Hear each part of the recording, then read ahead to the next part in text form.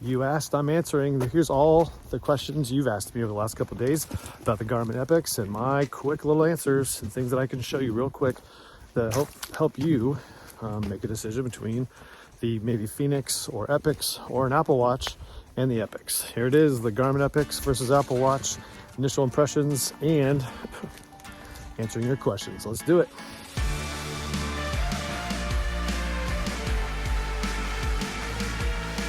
So today I offer you some updates based off of your feedback that you provided on my last video on the EPIX Generation 2 from Garmin as I compare this to my lifestyle with the Apple Watch Series 7.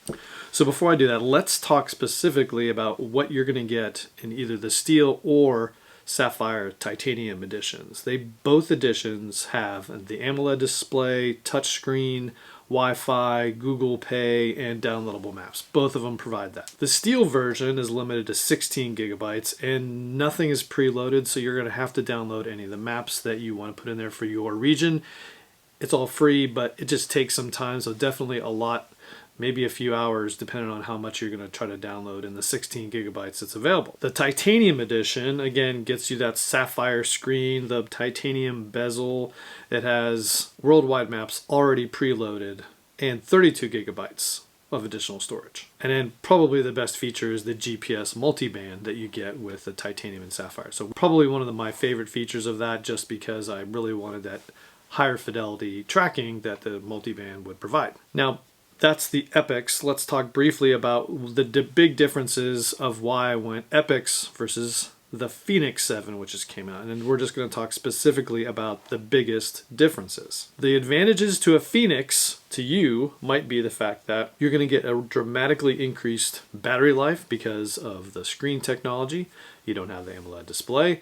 And you have the ability to select solar. So most of the editions on the Phoenix 7 have solar, which is, again, a great capability. I just don't think it's ready for prime time personally, but a great feature on those Phoenix watches. If you're really looking for extended battery life, you have the bigger battery.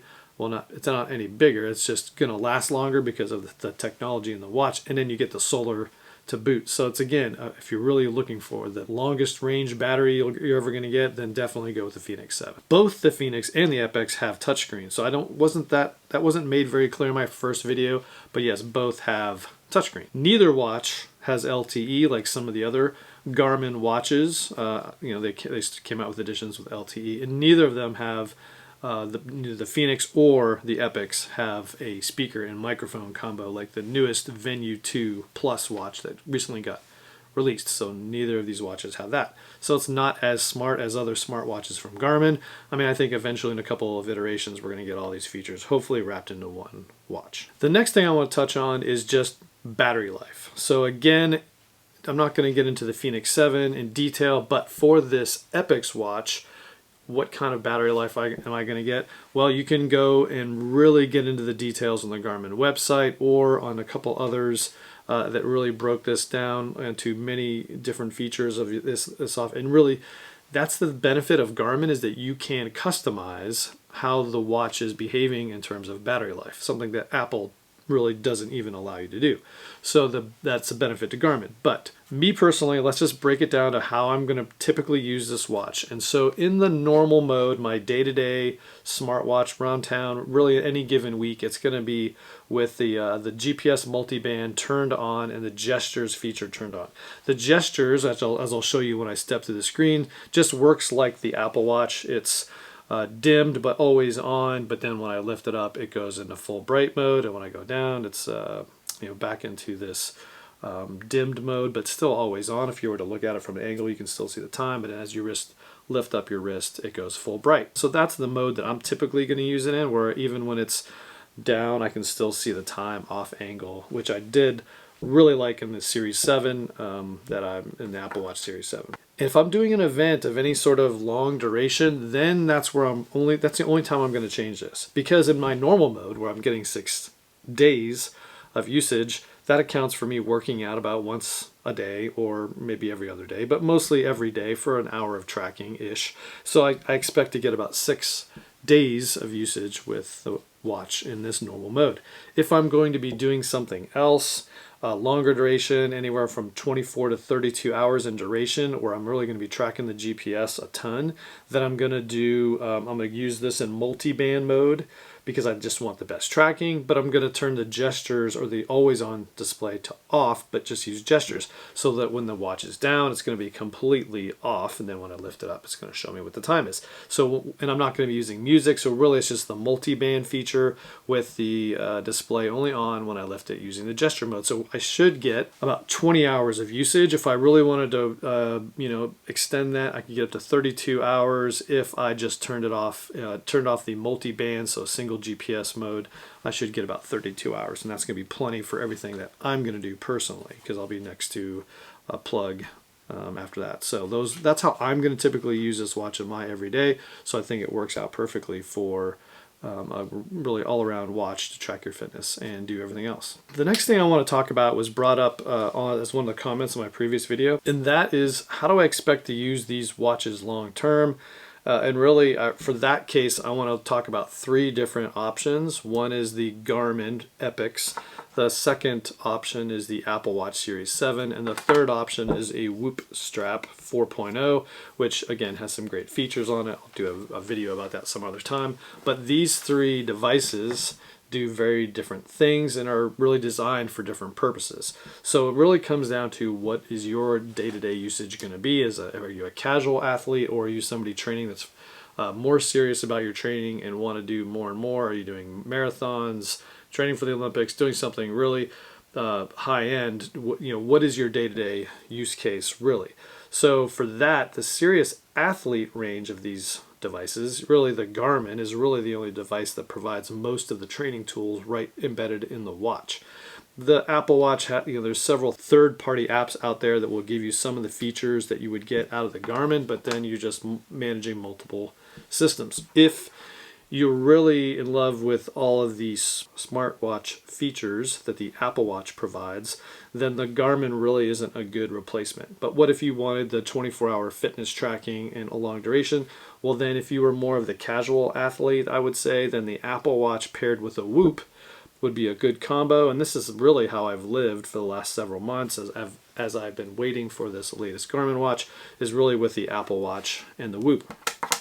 That just provides a good balance between smartwatch features every day, the ability to track fitness activities in, you know, 1 to 2 hours, and really up to probably 6 to 7 hours reliably. And after that, it's really debatable in terms of a long-term tracking device.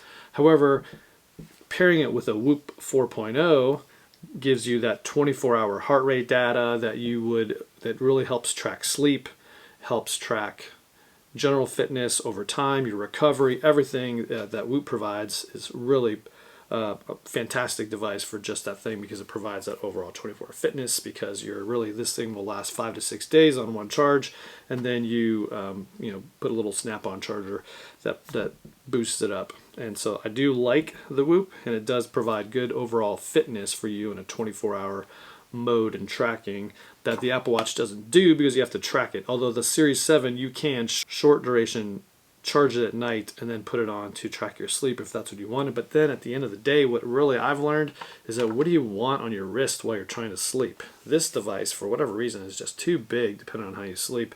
So I don't like to sleep with the Garmin EPIX on my wrist. I don't like the Apple Watch, but I've gotten used to the Whoop because it's the smallest footprint on my wrist. So that's how I would characterize it. Casual athlete, probably a good combo with the Apple Watch and the Whoop. More serious athlete is going to need the Garmin, and then at that point you really have to determine how you would use an Apple Watch. I'm not going to wear 2 watches at one time, so it really comes down to, am I going to part-time it with the Apple Watch and then use the Garmin for my events, or what? So that's really what I'm going to come down to. My long duration test with this device is going to see if can I live without the notifications and other features that the Apple Watch provides. That'll be my final verdict video, but I wanted to give this video some attention based off of your comments. That being said, let's go top down and let's look at this watch compared to the Apple Watch up close and personal. I'll show you some of the screens, answer more of the questions you asked specifically about the screen and displays. Let's get to it. All right, so let's do it. Let's look at a couple of screens comparing both the EPIX with Apple Watch. Now both of these have a very similar colored band, and both are in full bright mode as we go through this. So one feature before I get started is one thing I love about the Apple Watch is just the ability to sort of control your day with different watch faces. So you can just swipe around as you look at different parts of your day. So this is just, general go about your day. What's the weather? Set a timer, etc., etc. Going into fitness mode and, Spotify, set to Apple Fitness, or use Strava.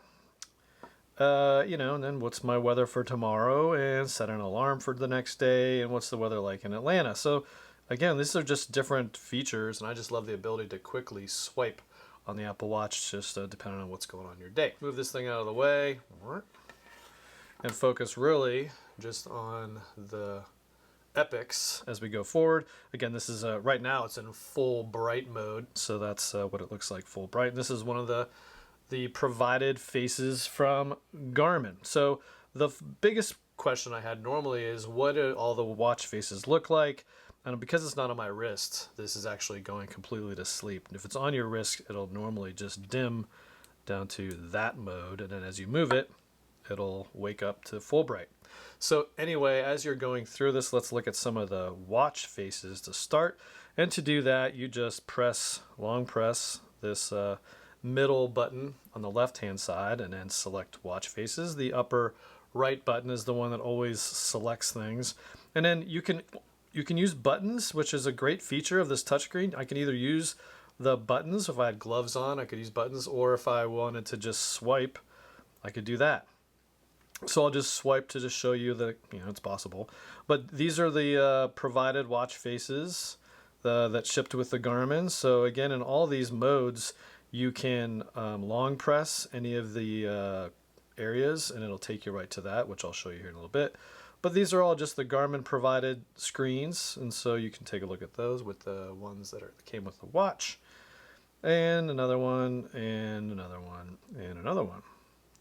This is one that I downloaded for free, so that's what this one. And again, just there's a myriad of watch faces available, very easy to get. Here's another one, and yet another one.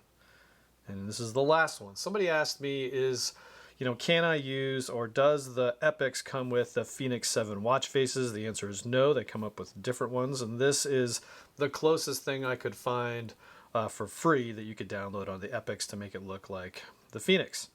So anyway, I'm not going to do that. I'm going to go all the way around. You can add on.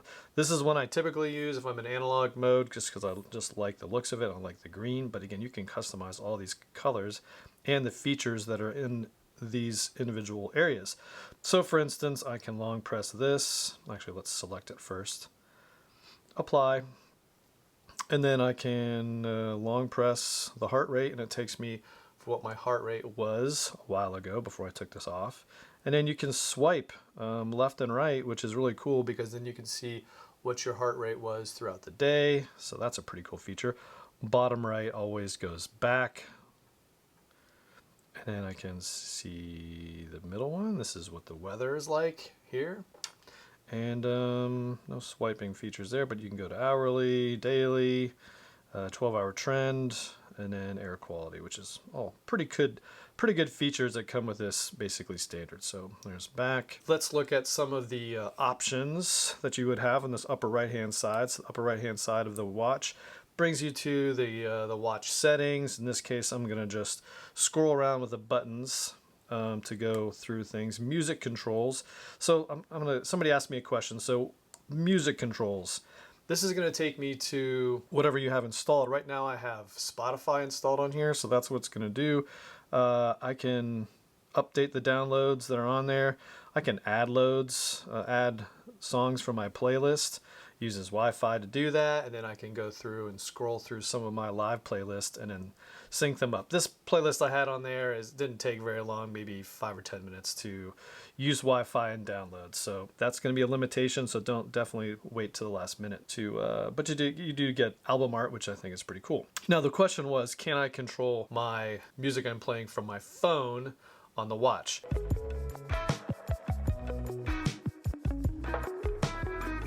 Typically, if I'm going to go out and use music, I'm going to just use it off my watch.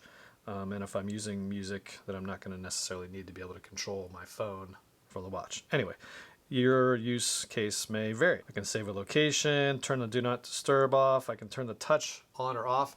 One cool thing about the watch is that you can customize the touch features for activities. So for instance, I have touch defaulted to off. So if I'm doing an activity, the touch screen won't be changed by water droplets or my sleeve or anything like that. So something that is can be tailored later on. Sleep mode, I have it controlled by time, but you could toggle it on and off here. There's an alarm, which I don't have currently set. Brightness, you can turn it down a few notches if it was not bright enough. Go right to the clocks feature here. Flashlight, here's another question that somebody asked me, is does it have a flashlight? Well, the Phoenix 7 actually has a watch, or has a flashlight embedded into it. The EPIX does not. However, it does have this flashlight feature, which would, brighten up a room. I don't think you could do you couldn't read or anything by that. But, if you're in the dark, it would definitely light up, and then it goes to red also, which is a pretty cool feature, if you ask me. The flashlight features. Timers, which I don't have any set. Find my phone, or you power it off. And then the battery setting.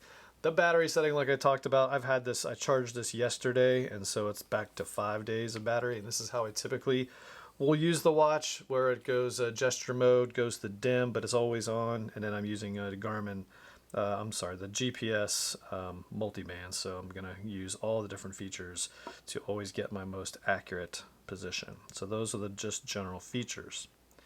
Activity-wise, and again, I typically will use the touchscreen ability, so I can just swipe up and it will take me right to all the complications or apps, which however you want to call it, but these are all the things that I've customized. Again, I've already showed you the weather. Sunset shows me a little clock there. I don't think anything else. Oh, different day, I can swipe the day. That's pretty cool. Here's the altimeter, 5K times. I haven't done any training, so that's really not really useful. I did one activity. It was 3.6 miles long, about 57. I was rucking, so that's not my running pace. Pretty embarrassing if it was, but that's my rucking pace. It was pretty good. This shows you a little overview of where you went. It's going to load the activity here, so this gives me an idea of what my heart rate was throughout it, my heart rate zones throughout the activity, what kind of effect I was doing. So those are just some general training features that you're going to get out of the Garmin. Pretty much all the watches have the same. No real difference, I would imagine, between this and the Phoenix. How many steps for today, heart rate I've already showed you, body battery, which is a nice feature. The health snapshot is definitely a cool feature. You basically put it on your wrist and set it to go, and 2 minutes later it gives you a general idea of what your general health is, so it's pretty cool that you can actually print that out later. So there you go, some cool features. The last thing I want to show you is the map. And so for the map, I'm going to go to my activities and then go to the upper right, tap it once, and it takes me to all of my normal activities that I've loaded. And you can totally customize these, reorder them. I'm not a biker, so I'm going to run or I'm going to hike, maybe out walking, doing something at the gym, maybe doing a trail run. I do row occasionally at the gym, but only if required because it's miserable. I plan on going skiing. And then the map. So I wanted to show you the map. So here you are. This is just kind of that shows you the general fidelity of the map feature, which is pretty cool, I think. So as you can use the screen to move around. So really this is where this touch screen, and really either device, but obviously the AMOLED display is a lot brighter than the Phoenix, but you can just use it to navigate around the screen, which just makes it so much easier. And you can just tap on it, it'll zoom in. And so this shows you, just generally speaking, what kind of features are available on the watch. And you can put waypoints, you can navigate. There's some pretty cool navigation features which I won't get into terribly here, but again, this just shows you some of the awesome features. This is the looks like Capitol Hill, Capitol Plaza, downtown Atlanta. So, and I've been to these places, I've rucked through these, and shows you trail maps area. So pretty cool map features. And again, I just think the ability to move around on that, and then I don't know, long press, it tells you where it is. Maybe it navigates to a trail. Again, these features I will give more in my final review, but just wanted to show you some of the capabilities of the map, because it's pretty cool. And then some of the menus.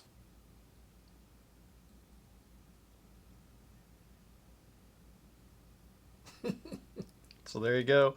That's what a text message would look like on different devices. So you can see that, and again, you can on the Apple Watch or even this watch just acknowledge. And again, that's one of my big headaches is with this. I can just respond and it sends a reply. With the the EPIX, first of all, I have to go all the way down to my notifications, which is kind of a pain. Do that, and the text message isn't even there, so I can't really do anything with it. So one thing that's cool that I love about the Apple Watch is just the ability to quickly switch watch bands.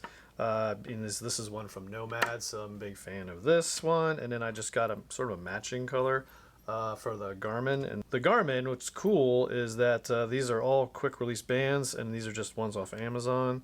I'll put a link in the description. They just pop off super easy, and so you can really get whatever color you wanted. I got a whole bunch here just to see what they looked like. Here's a green one.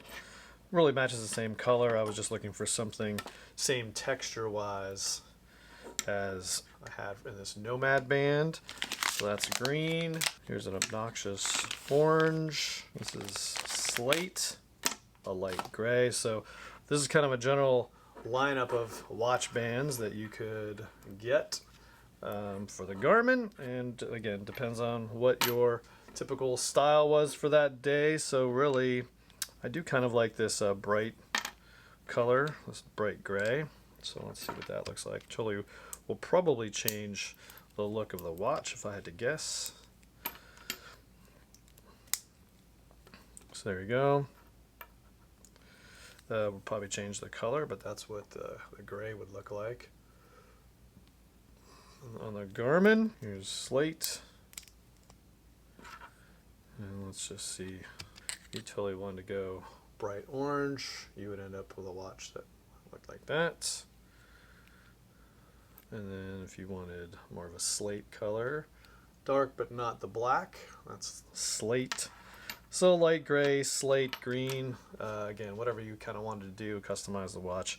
And this is just the tip of the iceberg. These are each $13, and again, link in the description, so if you want to pick one of these up. Cool. All right, so there you are, just wrapping up this quick little update to answer some of your questions that you left in the comments of my first video. Hopefully that answered your questions, and again, keep the questions coming, and I'll do more videos so that I can give you answers about what the Garmin EPIX Generation 2 offers you if you're an Apple guy or girl and you're exploring the options of going with the Garmin EPIX. If you've also gotten the Garmin EPIX, let me know down below. Let me know what you think of it and see how it fits into your lifestyle. What do I owe you? Well, the next couple weeks I'm going to do some longer duration activities. I've already done one, about an hour long activity, and I'm comparing what this provides and the GPS accuracy and heart rate, all that kind of stuff that I'll do in the coming weeks as I compare it with the Apple Watch and the Whoop. Like I said, in a couple weeks I'll give you my overall verdict on whether this is worth keeping if you're totally immersed in the Apple ecosystem. Right now I'm on the fence. It might be a 1-2 combo, I think, maybe, potentially.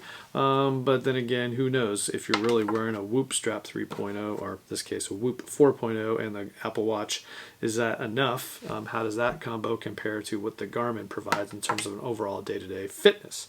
So that's it. Coming up soon in a couple weeks, you will see that video. So I hope you enjoyed that quick little update on the Garmin EPIX. Keep your questions coming.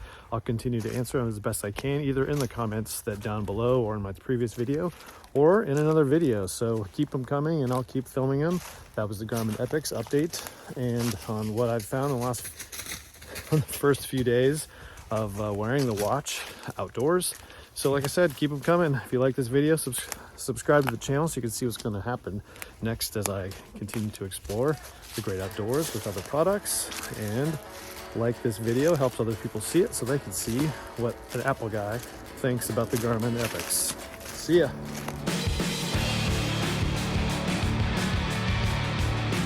Answer more of your questions that you answered. And so hopefully, no, I don't. Blah, blah, blah. That's all I'm going to say there. So scratch that. Let's